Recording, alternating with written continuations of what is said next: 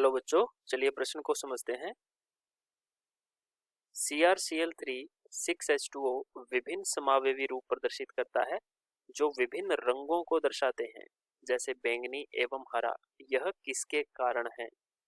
ये किस वजह से होता है, कारण बताना है। सबसे पहले हम देखेंगे मुख्य अवधारणा। मुख्य अवधारणा मुख्य अवधारणा में हम लिखेंगे ऐसा होता है हाइड्रेट समावयवता में। ऐसा कहाँ होता है? हाइड्रेट समावयवता। चलिए हम देख लेते हैं कि इस यौगिक में हाइड्रेट समावयवता किस तरीके से होती है। तो पहले तो हम यही देख लेते हैं कि हाइड्रेट समावयवता होती क्या है। समावयवता तो हाइड्रेट समावयवता उन यौगिकों में या वो समावयवी होते हैं हाइड्रेट समावयवी जिनमें एक समावयवी में जल यानी कि H2O लिगेंड के रूप में विद्यमान हो। लिगेंड के रूप में हो तथा दूसरे समावयवी में H2O यानी कि जल किस रूप में हो? क्रिस्टल में स्वतंत्र रूप से विद्यमान। क्रिस्टल जालक में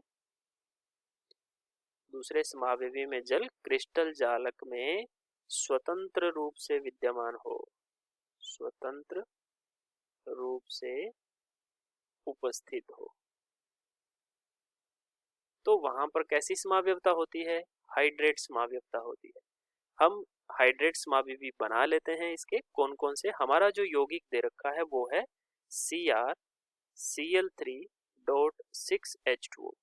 तो यहाँ पर लिगेंड के रूप में सभी के सभी Cr के साथ में जल के अणु जो हैं, है ना, जल के अणु, सारे के सारे जल के अणु किस तरीके से हो जाएं?